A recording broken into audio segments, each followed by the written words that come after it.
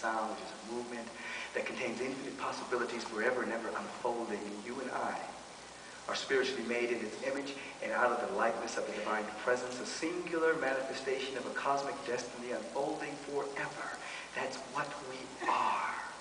And the universe, the universal presence, is conspiring on so many levels for our freedom and our liberation, that more of this infinite energy can begin to express through us.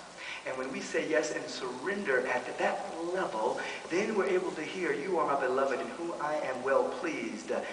You are my beloved. You are the presence. You are the face. You are the infinite potentiality.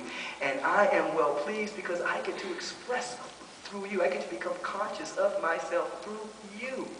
In that moment of desiring freedom, liberation, real spiritual liberation, will become extemporal.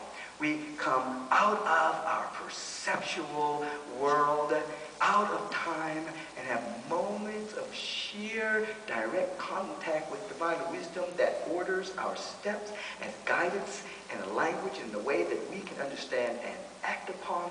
We begin to see differently. We begin to look through the world of appearances and find our place of service by the activation of our gifts and talents and capacities within us. We find what our gifts are, and instead of bemoaning the fate of the world, we give our gifts as if we don't give them, we will die. And that is the case. Your gift will kill you if you do not let it free, if you do not allow it to express itself. We give our gifts. We become servants and great givers and great expressors of the divine presence. And then, in that different way of seeing, coming out of time, we discover we have every resource that is necessary for the next stage of our evolution, because it's all here now anyway. We feel that. We feel it. We feel it.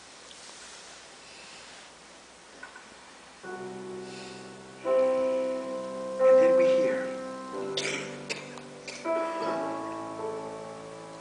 hear that voice. A few months ago I was going to sleep, and instead I fell awake. Something happened, and I became aware of myself as the presence of God in all of humanity. I became aware of myself in individuals. And I could see that as the presence of God, God was seeking to become conscious of itself as each and every individual on this planet. And up close, I could see specific individuals, and I could see their perceptions. I could see how they saw the world, and I could see that this presence had eternity and was going to break through. I saw it through all humanity, and I saw it in all individuals. And this went on all night. And then as the sun began to shine through the window, I felt myself coming back to being Michael. And I woke up and I said, I'm Michael now. And I woke up Ricky and I explained to her what had happened. And I became very aware that this presence that is within us, that is our very life and being, it is going to have the final word. This presence is going to become conscious of itself as your life. And that you may have a perception of lack, limitation, not enoughness. You may have a perception that you're not good enough, you don't have enough. You may have a perception that you're too hurt, you're too wounded. You may have a perception that someone did you wrong and it's never going to be good for you. But this presence is right there within you, and by means of you, it's going to express itself. It's a foregone conclusion. I know it beyond a shadow of a doubt. And you come into a sacred center like this to hear and feel the message. In the beginning, you'll try to memorize it. Then you'll try to interpret it and understand its meaning. Then you'll practice it. Then you'll embody it. Then you will walk with it. There's a story of this wonderful little fisherman's village. And it had fallen on hard times because it had forgot the Dharma. It had forgot the connection with the presence. It had forgot the consciousness of God. And so Kuan Yin decided to incarnate in this little village to help people come back to their real self. And she incarnated as a very good-looking young lady. As a matter of fact, she was fine. And she'd go out every day and she'd throw her net out and she'd catch all these fish, and the men were checking out the fish and her. on for a couple of weeks, and finally they cornered her and they said, you know, you're so beautiful and you're so talented. You have to marry one of us in this town. And she said, one of you I will marry. The one who can come back to me and know and memorize the treatise of compassion by the Buddha. And they went out, they began to do their studying. And next week they came and they began to share the treatise on compassion. And there was about 9 of them left. And she said, you guys memorize this very good. One of you I'm going to marry. The one who has the best interpretation of it, that one I will be with. A week later they showed up and they began to give their interpretation of the compassion treatise. And then there was 3 left. She said, one of you 3 I'm going to be with. The one who can greatly embody this. Who can really.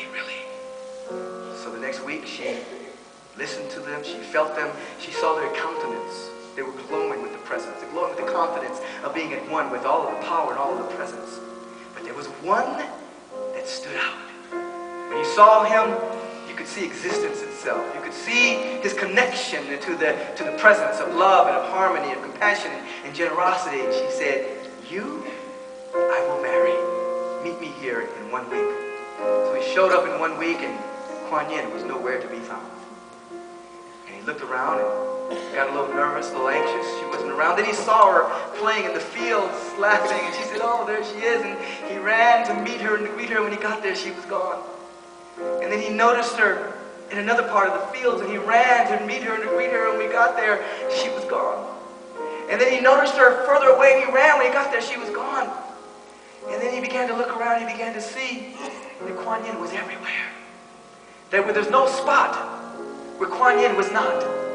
That everywhere he looked, there was the beauty and the love and the harmony. In that moment, the mystical marriage happened. And he became at one with the compassion and the love of Kuan Yin. They were never separated. He began to realize that he was always at one with Kuan Yin. He was always at one with God. He was always at one with love. And as he moved about his way after this mystical marriage, he began to have this vibration in the town. And the town began to flourish again. The town began to be prosperous again. The town began to exude a tremendous amount of love, creativity, and artistry. The same way with you. You come in and you memorize. And then you interpret. Then you practice. Then you embody. Mystical marriage occurs. And you realize you're it. Tag, you're it. The presence of God is your life. And you move from concretizing the presence. You move from abstract thinking into an artistic perceptivity and a divine and perfect spiritual discernment. All that you see is the presence. The world is waiting for you. The universe is waiting for you to wake up, to be free, so that it can express its beauty, its love, its power, its poise, its confidence, its generosity, its assuredness, so that this world that is already here, its dimension, it's the next dimension. Some people are dimensionally challenged, yes, but it's right here. And when you raise your awareness through this practicing of these sacred principles and whole soul devotion, you see it everywhere. Everywhere. God is everywhere. Love is everywhere. And by means of us, gets to express itself fully and completely. You're doing it here at Mile High. You've created a wonderful sanctuary that is going to allow you to give and to express and serve more, for the energy that took you to get here is now going to be transmuted into tremendous service and inspiration and upliftment and enthusiasm. In other words, you're just beginning. Again and again and again. You're just beginning again and again and again. And so we pray together in this moment. We take the hand of the individual next to us as we honor the sacred fellowship.